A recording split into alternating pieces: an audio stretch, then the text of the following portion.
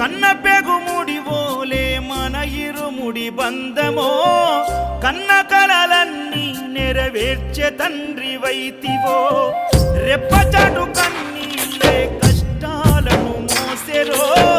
తప్పులెన్ని ఉన్నాయో మన్నించి చేరదీయరో ఓర్వలేదు కలికాలం నాయి పయనం ఆపలేదు పలికిన నోరారా శరణం కాళ్ళు కాలిపోయినా సీమునెత్తురొచ్చినా సల్ల సెమటలు వట్టి సొమ్మసిల్లినా కనిపిస్తే చాలు అంటూ ఆ కలిని మరిచిపోతూ అయ్యప్ప నిన్ను చూడందే కడుపు నిండదు ఎంత దూరం